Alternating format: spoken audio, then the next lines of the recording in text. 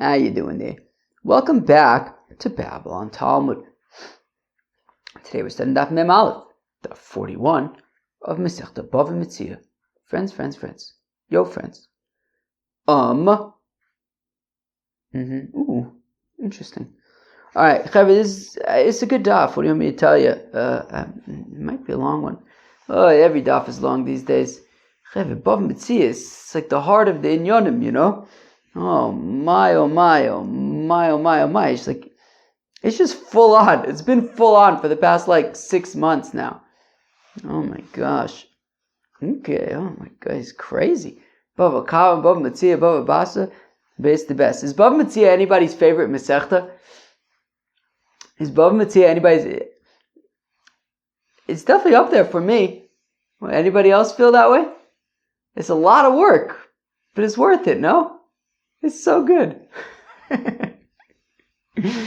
Anyways, all right. We're going to start on Daf Mem Amud Beis about 6, 7, 8 lines from the bottom of the Mishnah. All right. It's going to be a good daf. It's going to be whatever. It's a good daf. Okay. Hamafkid chovis eitzel chaveru. So a fellow who deposits a barrel by a fellow. So Shimon deposits a barrel of stuff. Barrel of wine. Should we say barrel of wine? I don't think there's any reason not to. Okay. So Shimon deposits a barrel of wine with Reuven. And I believe it's Shimon. Shimon does not designate a place for it. So Shimon deposits a barrel of wine by Reuven, and Shimon does not say, "Hey, Reuven, can you sort of lend me that corner, and that corner will be mine, and that's where my barrel is going to go until I pick it up." He doesn't say this. He just Poshit gives the barrel to Reuven, and he goes on his merry way. Okay. So mafkid choves etzel chaveroi velo yichadu la bailim mokim. And Shimon did not designate a place and borrow a place, so to speak, from Reuven for his barrel. He just Poshit gave it to Reuven. V'tiltala v'nishtabra, and Poshit Reuven moved it and it broke. Okay. So now, im mitoch yado nishbira. So if he broke it while moving it, so in the act it broke, Litzorko chayiv. So if he was moving the barrel for his own reasons, now a custodian is not allowed to use what he is guarding, what he's watching. Otherwise, that would be like a borrower, right? If you want to use something, you have to borrow it. He's not borrowing it, he's watching it. When you watch something, you just look, you don't touch. And so he's not allowed to use the barrel for anything. So if he moved it for some reason and it broke while he was moving it, so litzorko chayiv, if he moved it for his own reasons, what does Rashi say? Litzorko lishtamish, but to use it for whatever reason, and it's unauthorized. He's not allowed to do that. He's a custodian. He's not borrowing it. He's watching it. So he's chayiv litzorko. But if you had to move it for its purpose, out of chvaisnish, maybe there was a leak in the ceiling, or it was dripping on the barrel, chvaisnish. But whatever, he had to move it for the barrel's sake for some reason.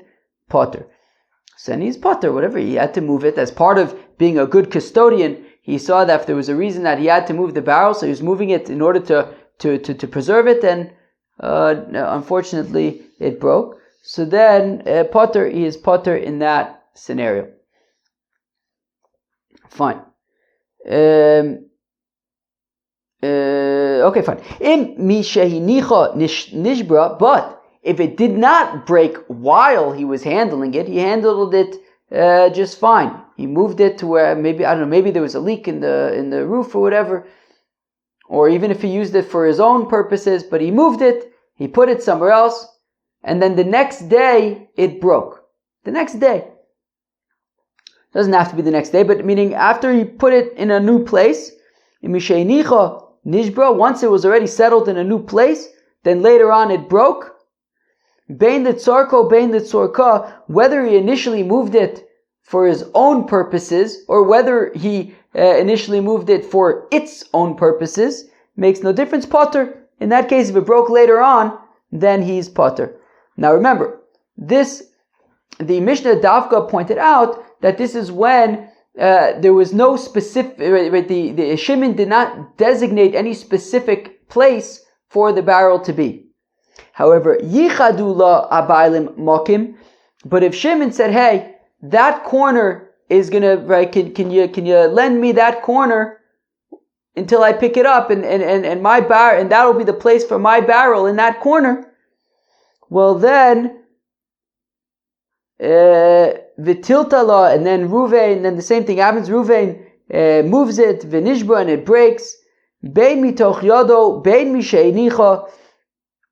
Whether it was while he was moving it, whether it was later on, after he'd already put it in the new place, litzorko chayiv. If it is for his own purposes, then he's chayiv, litzorka, potter. But if it was for its purposes, then he will be potter. So the difference is that when even if it breaks later on, if it was for his own purposes, he's going to be chayiv if Shimon had already designated a place for the barrel. And the Gemara is going to explain what's the deal with the ratio, what's the deal with the sefer, what's the difference if he designated a place, he didn't designate a place. This is going to be our discussion be'etzem till the end of the daf, meaning the second half of the daf is sort of going to get into a sort of related discussion, but really based on this whole question of designating a place, not designating a place, and it relates really on a sugya that we learned at the end of Bave Kame. Okay, here we go. It says the Gemara, this is awesome. So, bap boop ba boo doo doo doo boop boop boop boo doo doo. So the Mishnah, I'll just say quickly, it's unclear to me if it makes sense to say this now or in like a minute from now, but whatever, I'll say it now. Initially, the Gemara treats the first half of the Mishnah, i.e. the part where it talks about where there was no designated place, and the second half where it talks about where there is a designated place.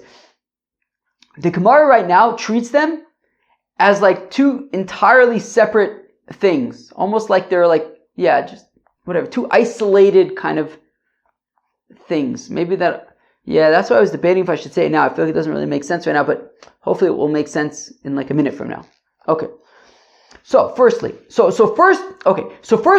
having a look at the first part of the Mishnah. This is the part where there was no designated area for the barrel. Okay? Now, the Mishnah had said that once the barrel had been put down, okay, it broke, let's say, the next day, or even like an hour later, whatever, later on it broke. So we said that Reuven is going to be potter. No matter what, right? No matter whether he took it litzorko, no matter whether he took it litzorka, if he put it in the ratio, we're saying, if he put it down, and then later on it broke, he's going to be potter. Regardless of if he initially moved it litzorka is going to be potter if it breaks later on. So now, Homani, whose opinion is this? Rabbi Yishmael this is the opinion of Rabbi Yishmael. Now this is a sugi that we learned at the end of Bava Kame. The Amar lo ba'inan das bailin, who says that we do not need the knowledge of the owner. So meaning, Reuven moved the barrel, even if it was litzorko, unauthorized. But he put it back. So then, once he put it back. So, it's back, it's returned. It's like Rabbi Shmuel who says that if a person steals, right, so let's go weiter. A person steals a sheep from a flock. He steals a sheep from a flock. V'selim in a kis, or a coin from a purse. Limakim shegonov yachzer de Rabbi Shmuel. Rabbi Shmuel says he just needs to return it, whether or not the owner knows that it was stolen, that it was returned, none of this matters. If he steals it but returns it, potter. So here, oichit. We're saying in the ratio of the Mishnah that if he moves the barrel, regardless of if it was litzorko, regardless of if it was litzorka, if he puts it back, potter. If it breaks later on, he's potter. He put it back. You don't need das bailim. He doesn't have to tell Shimon, by the way, I moved your barrel, put it back. No. Puts it back, he's potter if it breaks later on. Rabbi Akiva says in that brayse, tzarich das bailim. No, you can't. If you steal a sheep, it's not enough to push it, return it, and then go on your merry way. You have to tell the owner that you returned it. So here also, so our Mishnah cannot be like Rabbi Akiva, because Rabbi Akiva would say it's not enough to simply put it back. Our Mishnah says once he puts it back, if it breaks later on, he's potter. Rabbi Akiva would not say that. He would say you have to let Shimon know. So therefore our Mishnah must be like Rabbi Shmuel. But if it's Rabbi Shmuel, so remember, forget about the Seifa. Forget about the Seifa for now. Forget about the Seifa. The part where Shimon borrowed an area. Forget about it. It doesn't exist, okay? Because we're about to talk about where he designated an area, but that's not the Seifa of the Mishnah, that's the implication from the Reisha of the Mishnah, if that makes any sense. Right, so Rabbi Shmuel, so if we're saying that the first part of a Mishnah is Rabbi Shmuel, and we're saying he did not designate a part of a specific area for his barrel, and we're saying in that scenario, once Reuven puts it back, even if it breaks later on, he's potter. But then why is it important that there was no designated area? My area lo yichado. What's the difference then? Why is it important that Shimon did not designate any area for his barrel? Afilu yichado. Even if he were to have designated an area for his barrel, it would make no difference. Nami. It would make no difference. Rabbi Shmuel's opinion is Rabbi Shmuel's opinion. Regardless of if Shimon designated an area, didn't designate an area, if Reuben takes it and puts it back, he's going to be potter. He's going to be potter. So what's the difference? So and for the Gemara, lo mi baya ka'amar. It's saying not only this, but even this. Lo mi baya yichadu. Obviously, if Shimon set aside an area for his barrel, and Reuven moved it and put it back to that area, which is the area that Shimon, that was designated for Shimon, that it's considered Shimon's during the watching, during the depositing period. And Reuven took it from there and put it back there. Obviously, Rabbi Shmuel would say, he returned it to the designated area. Of course, Reuven's off the hook. Dimikomu. He put it back in its proper place. But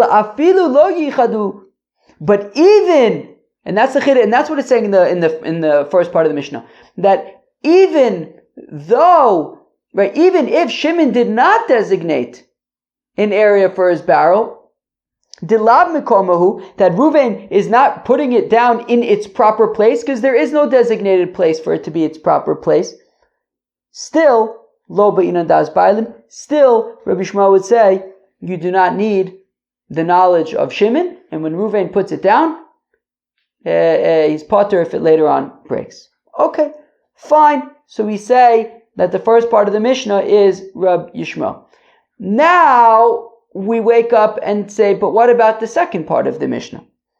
But Ema Seifa. What about the next part of the Mishnah? Yichadu la habailim mokim. So now we're talking about a scenario where Shimon designated an area for his barrel. Shimon designated an area for his barrel. And we're saying that in that case, so in that case, if Reuven took it for his own purposes and then put it back, even if it broke later on, he's going to be chayav. Right? So Emaseva Yichadullah Bailim Mokim, that if Shimon designated a spot for his barrel, Vitiltala, and Reuven moved it, Vinishtabra, and it broke, bein mitoch yado, whether it broke while in his hand, bein misheinicha, or whether he had already put it back. If it's litzor ko, chayav.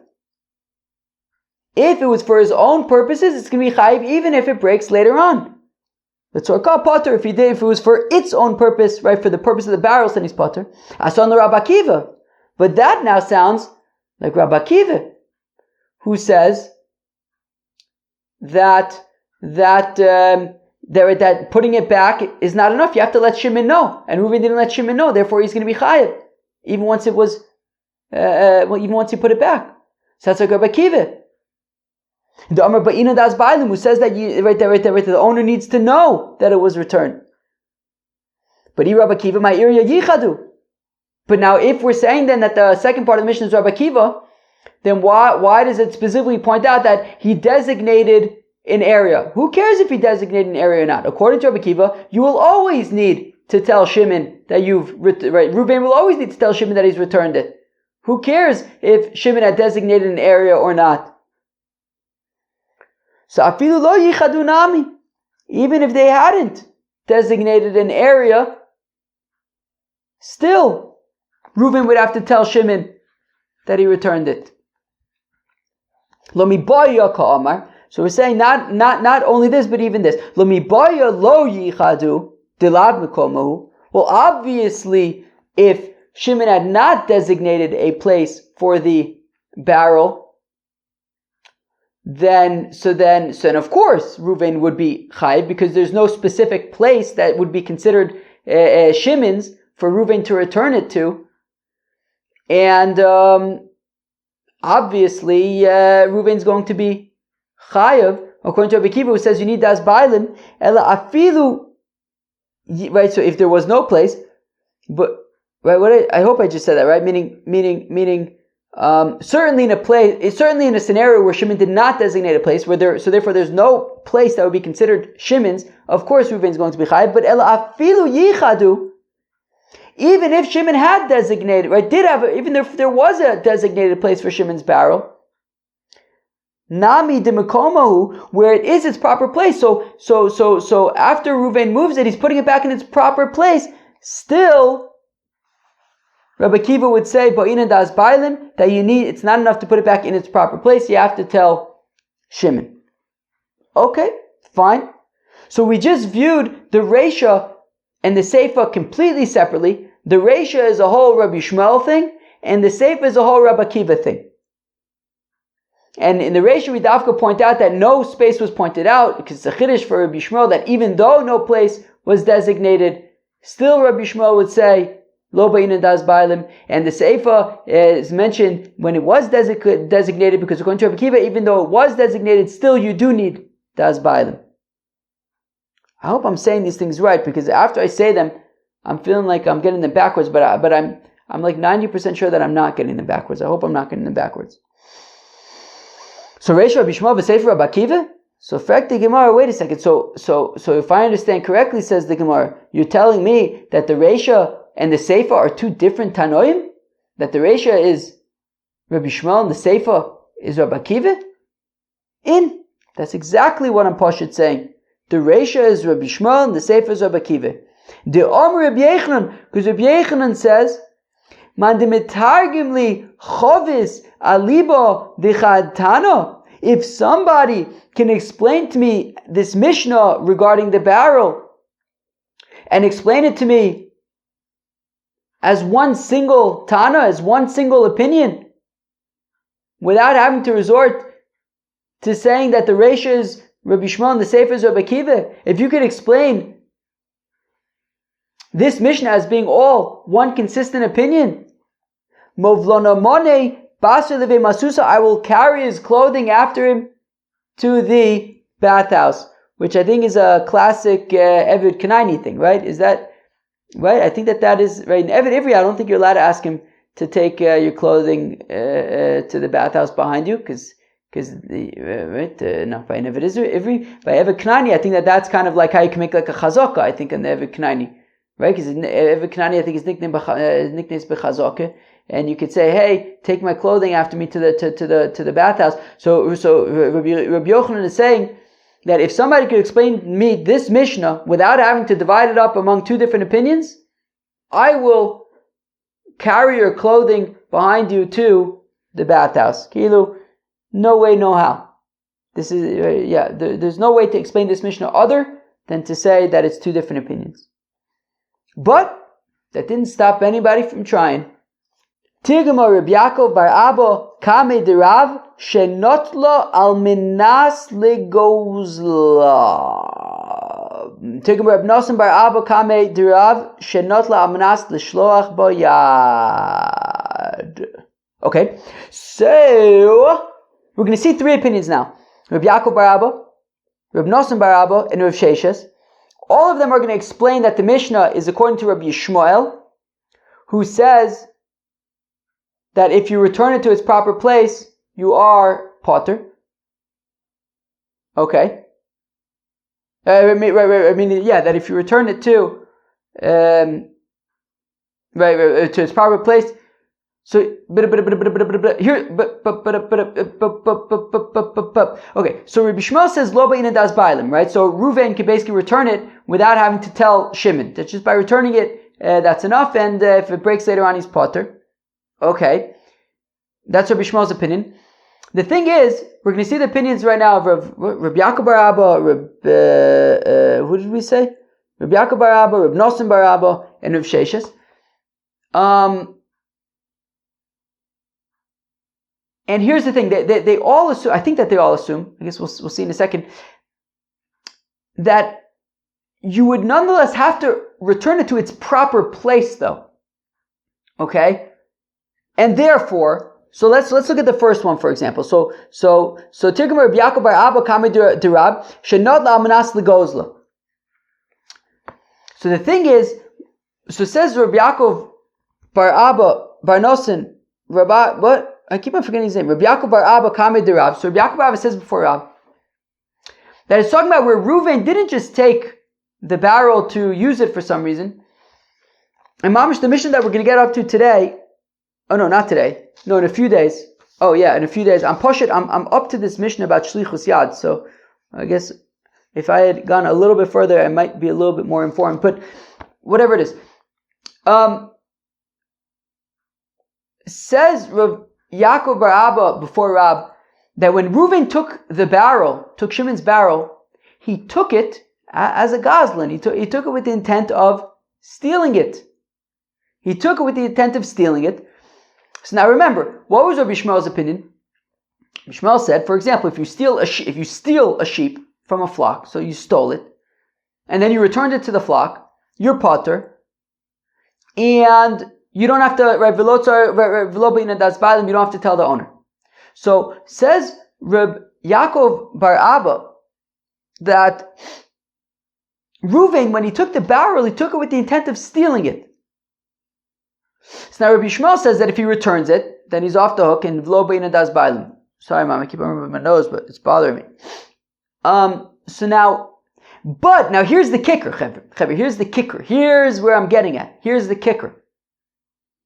In order to be considered like it's returned, you have to return it to its proper place. If you return it not to its proper place, then you're still going to be chayiv. You have to return it to its proper place. So now in the Reisha, so this is Rabbi Yaakov bar Abba explaining how the whole Mishnah could be understood like Rabbi Shmuel. That both the Reisha and the Sefer are Rabbi Shmuel's opinion. In the Reisha, where there is no designated place, so then any place is considered its proper place. And therefore Reuven moves the barrel and he puts it down anywhere. So then it's considered like he put it in its proper place. And we said that if it breaks later on, bein l'tzorko, bein l'tzorka, doesn't matter if he initially took it for his own purposes, which Rabbi Yaakov bar Abba is saying as theft, or whether he took it for the purposes of the barrel for whatever reason, maybe it was dripping or it was a leak, makes no difference. Once he returns it, it's considered like he returned it in its proper place because there was no designated place for it, so any place is considered its proper place, right? Shimon deposited the barrel with Reuven. Anywhere in Reuven's property, whatever, would be considered its proper place. And therefore he's potter. But in the Seifa, where they designated a place for the barrel, well then that designated place is considered its place, but Reuven didn't return it to his designated place, it returned it to some other place, and therefore it's not considered to have been returned, and that's why you're chayiv.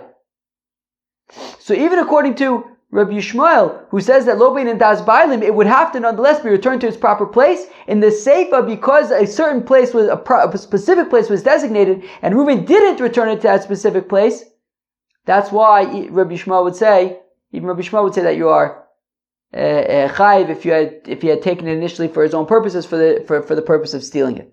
Gewaldig. So again, Tirguma Rabbi Yaakov bar Abba. So Rabbi Yaakov bar Abba explains how the whole Mishnah is actually Rabbi Yishmael.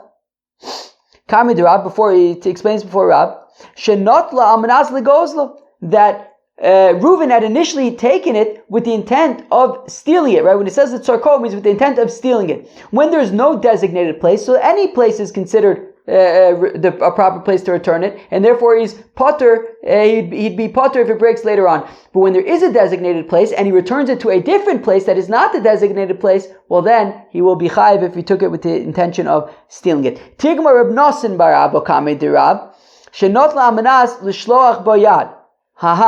So this is interesting, a little bit more nuanced. That Reuven had taken it not with the intent of like stealing all of it, but he had taken it with the intent of taking some of it. So like if we say it's wine, I guess maybe he was going to take some of the wine, but he didn't end up doing it. So he didn't actually end up taking anything, but he was going to take something, but didn't actually end up making, taking anything or making any difference. Everything's still there. But still it would be considered shlichus yad, sholeach yad. You're not allowed to be sholeach yad b'pikadon. A custodian can only watch. He can't touch. He can't do anything with it. And therefore, even though he didn't end up taking anything, still the fact that he, made a move on the barrel and moved the barrel, that is enough to be considered like a gazlan, like a thief. And therefore, when he returns it, now it becomes the same thing like Rabbi Yaakov bar Abba in the Reisha, when there is no designated place, so wherever he puts it down is considered its place, and if it breaks later on, he's potter. In the Seifa, since they did designate a place, since he didn't put it in that designated place, if it breaks later on, he is going to be chayiv. What is the difference between Rabbi Yaakov bar Abba, who says it's dafka when he took it with the intention of stealing it, and Rabbi Nosson bar Abba, who says that no, he took it with the intention of just taking some of it, but it ended up changing his mind anyways? The question is that considered shlichus yad? If it's considered sholeach yad, so then that's gezela, and then and then he has to make sure he puts it back in the right place. If it's not shlichus yad, so then it's not a problem. So b'shlichus yad tzricha chisarin. So the machlokas is that when it comes to shlichus yad, to mishandling, to using in a not allowed way a deposit. So in order for someone to qualify as shlichus yad, does it have to actually, negatively impact the item? So in Reb Nosson bar Abba's example, where he was going to take some of the wine but didn't take any of it, so he didn't actually take anything. It's all still there. So Rabbi Yaakov bar Abba, who says that he dafka took it with the intention of stealing it, he would say that Reb Nosson bar Abba's example of where he was going to take some of it but didn't end up taking it would not be shlichus yad. He has to mamish take it with the intention of stealing it. Whereas Reb Nosson bar Abba says that no, even if he didn't end up taking anything, the fact that he initially moved it and he was going to take some of it, even if he didn't, it's still considered shlichus yad, and it's considered theft, and after he would have to remove it, return it to the same place. So Manda Omar ligozla. So Rabbi Yaakov bar Abba, who says he davka took it with the intention of stealing it, it's because kasav shlichus yad tzricha chisarin, that in order for it to be to qualify as shlichus yad, it would have to actually ruin it somewhat. And therefore, he says it can't, right? So therefore, he says that dafka, he has to take it with the intention of stealing it. And whereas Reb Nosson bar Abba says, it doesn't actually need to deplete it in any way. The fact that he moved it and he was going to take some of it, even if he didn't, that's still considered shlichus yad, and therefore he would have to return it to its proper place. But But Rav Sheshes has a kasha on both Rav Yaakov bar Abba and Rav Nosson bar Abba, because both of them said notla. Both of them said that they took the barrel. Midi notla katoni. It doesn't say anything in the Mishnah notla. Tiltala katoni. Moved it, not take it. He didn't take it, he moved it a shtickle. Ela Omer Rav Sheshes, rather Sheshes Rav Sheshes, Achav Ma'askin, and here we're talking about Kigon Shen Tiltila, that he Pashit moved it a shtickle, Lavi Alea Gozalus. He needed to use it Pashit as like a ladder, right? He needed to get up a little bit higher up so he could take some birds from some place. So he moved the barrel a shtickle so that he can climb on top of it. That's all he did. Because over Shoyel Shalomidas Gazlan Ave. And Rav Sheshes is saying at least that the Mishnah assumes that, I guess if Sheshes also is assuming that if you borrow something without permission, that's called stealing. To borrow something, you have to say, hey, can I borrow it? You can't just borrow something without asking permission. That would be called theft. And therefore, since Reuven borrowed it to climb on top of it without permission, he would have to return it to its proper place. So again, in the ratio where there's no designated place, so any place is considered its proper place, and he'd be part if it breaks later on. In the Seifa, there is a designated place, and he didn't return it to that designated place, so therefore he's going to be chayiv if it breaks later on. Because over Shoshel Midas Gazlon Have, we just read that. V'chula Rabbi Yishmael, and in all the examples, as I explained, we're talking about Rabbi Yishmael's opinion, who says Lo Ba'inan Das Bailim V'Seifa Sheinicha B'Makom She'ena Mikoma, and as I've explained that the Seifa, where there's a designated place, it's talking about where he did not return it to that designated place, and therefore he's chayiv if it breaks later on. Okay, so we saw the opinions. So Rabbi Yochanan had said it's impossible to explain this Mishnah according to one opinion. Rabbi Yaakov bar Abba, Rabbi Nosson bar Abba, Rav Sheshes all gave different ways that you can explain that the Mishnah is entirely the opinion of Rabbi Yishmael. However, in order to make that work, they all basically relied upon the same concept, that what Reuven does is theft, whether because he took it with the intention of theft, like Rabbi Yaakov bar Abba, whether he took it with the intention of taking some of the wine, but didn't end up taking some of the wine, but Shlichus Yad does not need Chisaron, and that's Rabbi Nosson bar Abba. Okay, but it would be considered Shlichus Yad, which is theft, or Rav Sheshes, who says that he borrowed it without permission, which is theft. All three of them rely on the concept of Reuven was stealing it, and in order to be off the hook, he would have to return it to its proper place. And the reason why he's chayiv in the sefer is because he didn't return it to its proper place. They all rely upon that. So again, Rabbi Yochanan had said, it's impossible to explain this Mishnah to be all the same opinion. We just saw three different ways that you can explain it according to Rabbi Yishmael. However, they do all assume that the reason why he's chayiv in the sefer is because he didn't return it to its proper place. Why did Rabbi Yochanan assume that it's impossible to explain it all according to one opinion? Rabbi Yochanan nicha b'mkom mashma, because Rabbi Yochanan says, look, the Mishnah says he nicha. He put it back. Putting it back implies putting it back in its proper place, and therefore, all of those three alternatives assumed that in the Seifa he didn't return it to its proper place, and that's why he's chayiv. But Rabbi Yochanan says, look, I read the Mishnah, and as far as I'm concerned, inicha means he put it back in its proper place. That's why I don't understand, and that's why, says Rabbi Yochanan, the only way I can understand the Mishnah is to say that the Reisha is Rabbi Yishmael, and that the Seifa is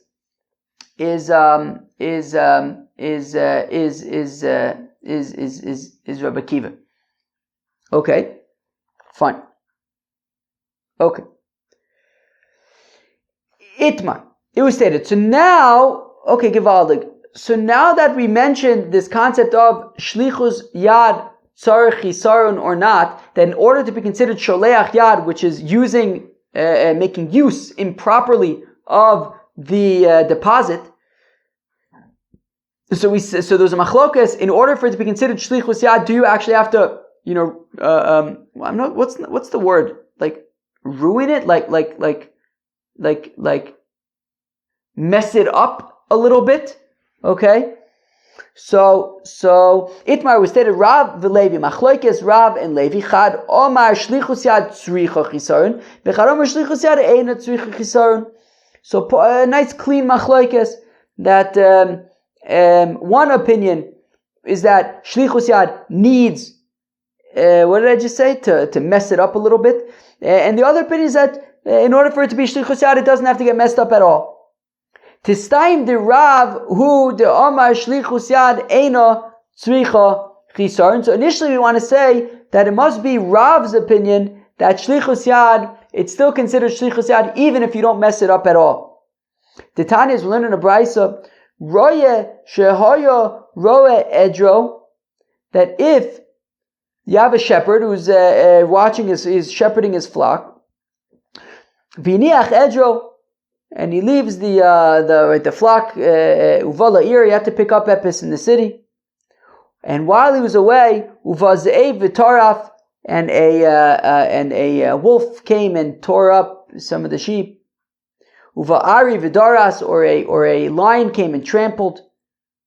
Potter, he is potter. However, hiniach maklo v'tarmilo aleo. But if he had put his staff or his what was his tarmilo? I think it was like a bag of sorts. I don't think it was a bag. I don't think it was a purse. It was something else. I don't remember what the word that they had in the art school.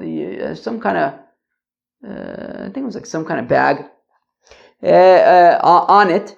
So, i.e., he was being sholeach yad, meaning I think the assumption is that the sheep, he doesn't own the sheep. People, give him the sheep to graze.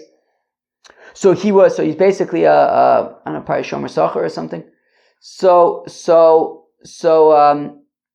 if he was sholeach yad, if he had put his staff or some other thing on one of the sheep, so he was sholeach yad, well then chayiv.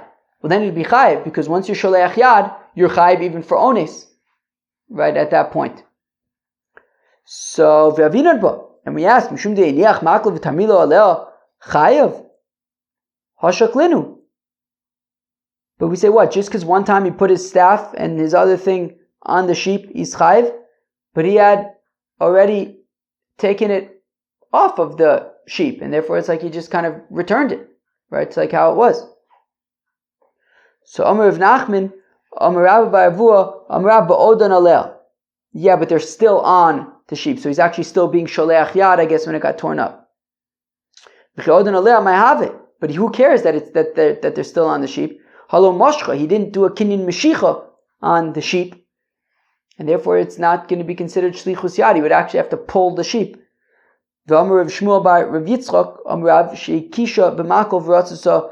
The fun of what it's talking about, where he kind of hit it with the stick and it ran in front of him, and he was sholeach yad in that way. V'alo chasra. Okay, but still, he didn't, mess up the sheep at all. So why would it be considered sholeach yad? So it must be that, according to Rav, shlichus yad does not require messing up the sheep in any way, and therefore, if he put his staff on the sheep and then it got torn up. So I guess once he puts the staff on the sheep and it gets torn up later on, so it need to be chayiv, even though there's no messing up. But no, but I'll say that he weakened it. That when he, that with the staff he weakened it. That also makes sense. The katani sheikisha b'makol shmamina. Well, it says that he hit it with the staff. So he actually. When he was sholeach yad, he actually did mess it up, and that's why he's chayiv. Okay, so now we're saying that, okay, so it sounds like according to Rav, taka sholeach yad is when he messes it up.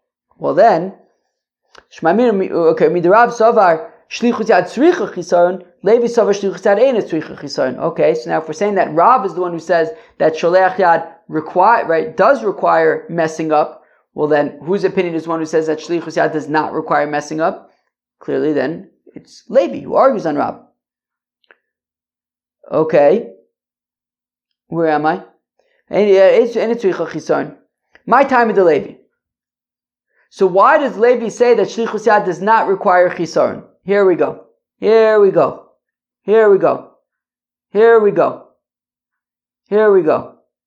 Not a big deal or anything.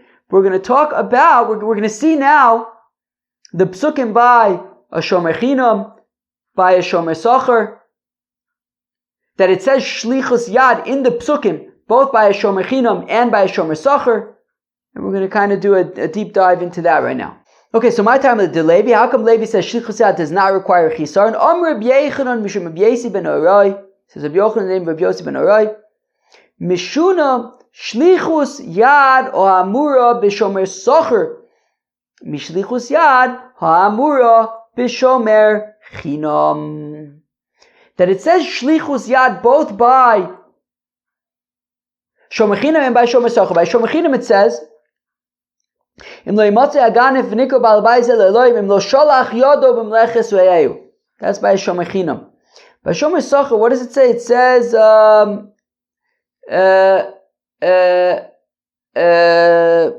it say where does it say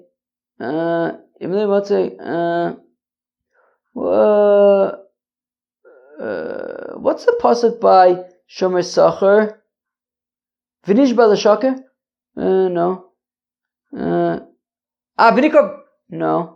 What's the pasuk? Lamata? Yeah. Shvuas Hashem tia ben shneim im lo shalach yado. That's it. Shvuas Hashem tia ben shneim im lo shalach yado. So it says shlichus yad by shomer socher, right? It says Vinikob vayis im lo shalach yado. What am I talking about? Im lo yimosei agalib v'niko b'abayis Elohim im lo shalach yodo mlechzu ehu. So that's by shomer chinam. It says shalach yodo mlechzu ehu, and then it says by shomer socher. It says shvuas Hashem tiyeh ben shneim im lo shalach yodo. So it says shlichus yad both by shomer chinam and by shomer socher. Okay, fine. So now, again. So I'm Rabbi Yochanan b'shem Rabbi Yossi ben Arai. Mishuna shlichus yad amur b'shomer socher, mishlichus yad amur b'shomer chinam. So the shlichus yad by a shomer socher is different than by a shomer chinam. Vani Omer Eina Mishuna, and says Rabbi Yochanan that I don't agree with that, and I say that they are be'etzem the same. That there's no difference between the shlichus yad by a shomer socher and by a shomer chinam. Okay. Umay Mishuna. So what does it mean when Reb Yossi ben Arai says that there's a difference between the shlichus yad by a shomer chinam and by a shomer socher? Because lo tomar shlichus yad b'shomer socher. And I think that we've seen this before in BavaMetzia, or at least like similar discussion. So lo tomar shlichus yad b'shomer socher. I don't need it to say anything about shlichus yad by shomer socher, because v'teisi mi b'shomer chinam, I just know it already from a shomer chinam. Uma shomer chinam shepoter b'gnev v'aveda sholach bayad chayev. Well, when it comes to a shomer chinam, a shomer chinam is more lenient than a shomer socher in that he's only chayiv for posheya. He's potter for everything else. He's potter for gnev v'aveda. Right? So where am I? So uma shomer chinam she potter b'gnev v'aveda shalach bayad chayiv. And yet, even though shomer chinam is more lenient, he's still chayiv, however, for shlichus yad. Shomer socher she chayiv b'gnev v'aveda. A shomer socher who is more stringent, who's more strict in that he's chayav for gneva va'aveda, is already more strict. Lo koshikin, certainly he should be chayav for shlichus yad. So why does the pasuk say shlichus yad by shomer socher? I should know it already. If shomer chinam, which is more lenient, is chayav for shlichus yad, so then certainly shomer socher, which is already more stringent to begin with, should be chayav for shlichus yad. So why does it say shlichus yad by shomer socher? Where am I? So lo malach to say to you shlichus yad eina tzricha chisaron.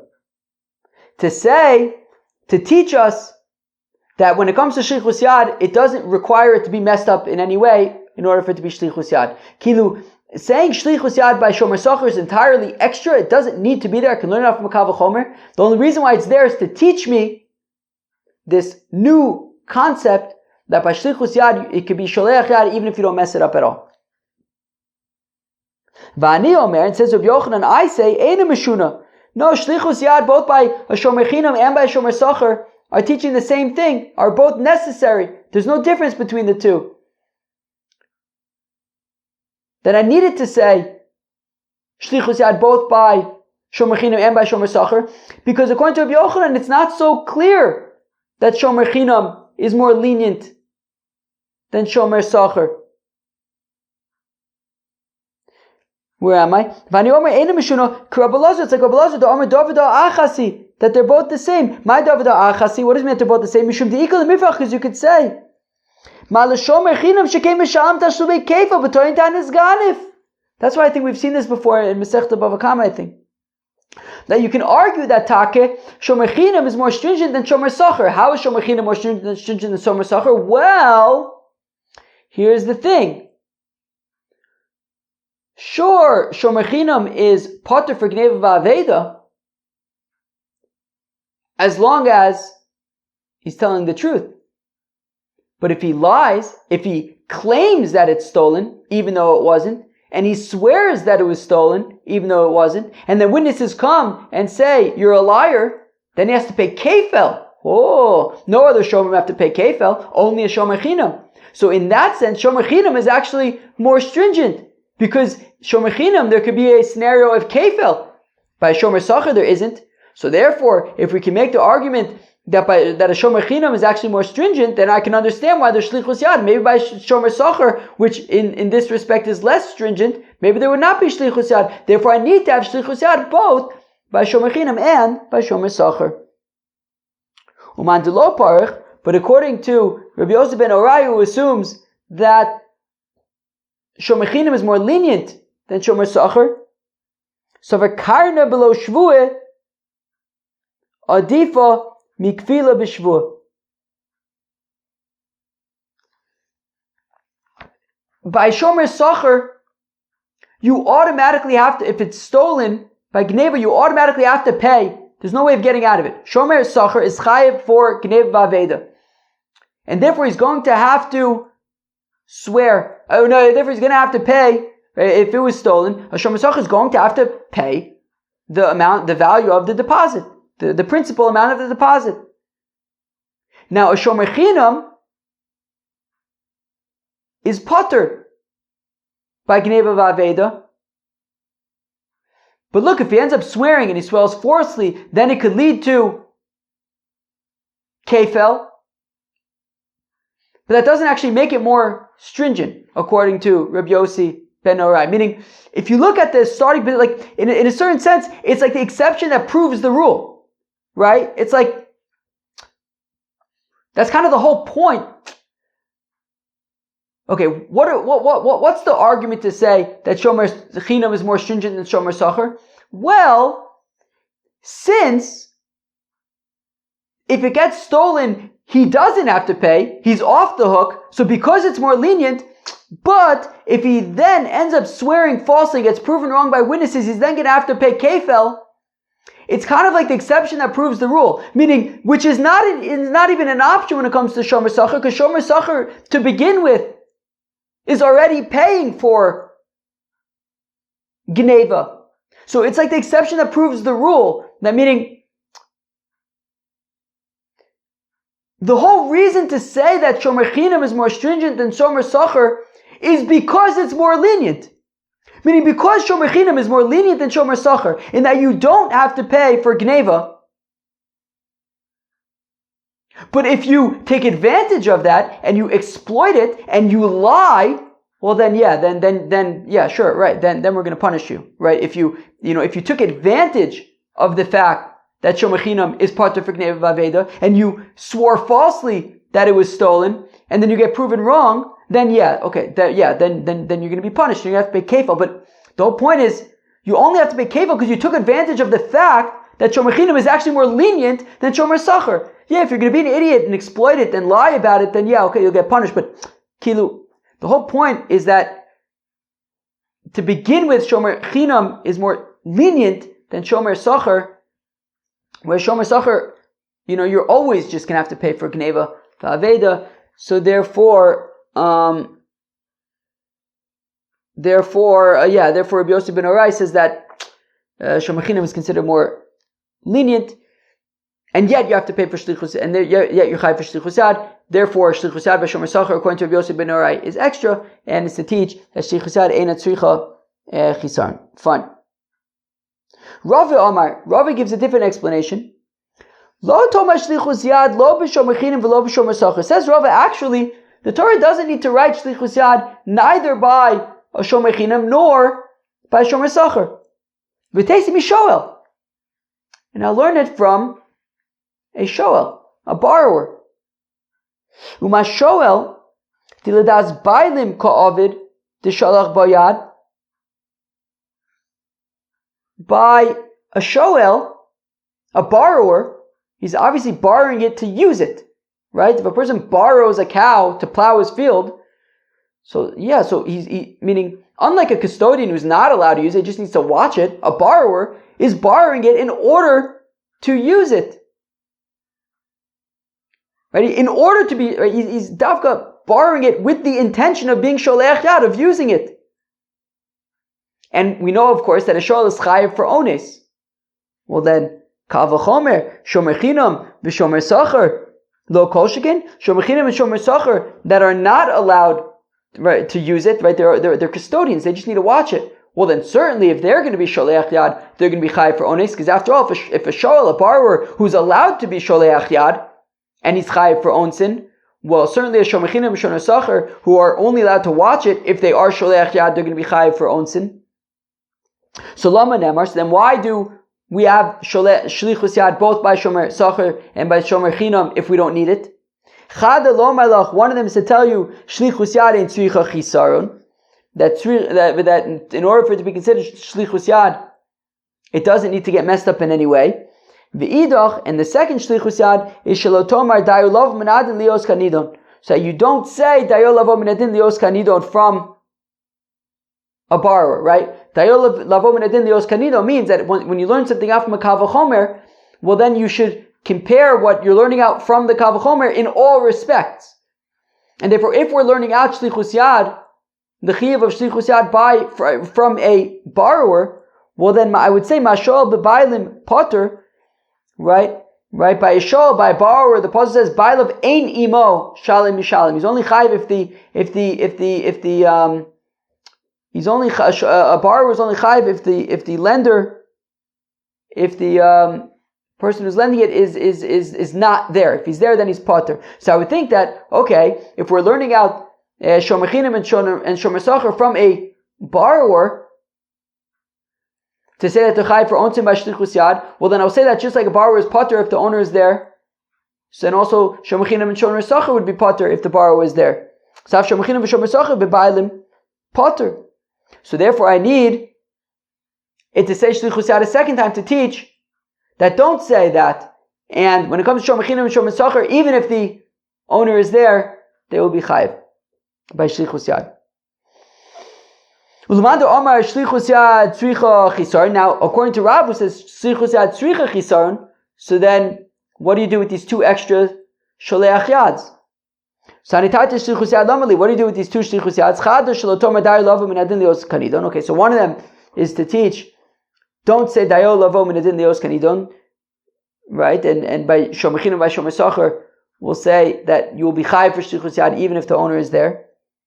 The idach in the second shlichus yad lichdetani, like we learn in a brayso v'nikra balabayis elo Elohim, that it says by a shomer chinam, by tointan is ganif, that if he claims that it was stolen, and says v'nikra balabayis Elohim, that the custodian had already gone to Bezdin to swear. The shvuah, that means that he already went to swear, and it teaches that Torin Tan is gone if it's only chayiv if he had sworn that it was stolen. Hataomer the shvuah, the din. Wait, how do you know that it means that he had already sworn? Maybe just that he already went to Bezdin. He doesn't have to swear. Meaning, if the custodian says it was stolen, and the witnesses say that it was not stolen, he'll be chayiv kefel. Torin Tan is gone even if he didn't swear about it. We say no, it says shlichus yad both by shomer chinam and by shomer sacher. Just like by shomer sacher, it's to swear, as the pasuk says, shvuas Hashem tiyeh ben shneim lo shalach yad. So so just like by shomer sacher, it clearly says swearing. So also by shomer chinam, we're talking about that he dafka had sworn, but we don't learn out according to Rav that shlichus yad eina tzricha chisaron. Wow, that was daf mem aleph. That was a heck of a daf. There's a lot of great stuff in that daf. Talking about Machlokes in Rabbi Kiva and Rabbi Shmuel, do you have to return it back to its proper place or not? Meaning if you return it, right, tzricha das bailim or not, do you have to let the owner know or not, and the ramifications for shomer. Then we talked about the concept of shlichus yad, and shlichus yad tzarich tzricha chisaron or not. That machlokas between Rab and Levi. We talked about shomer chinam, shomer sacher. Very, very interesting stuff. Peace out.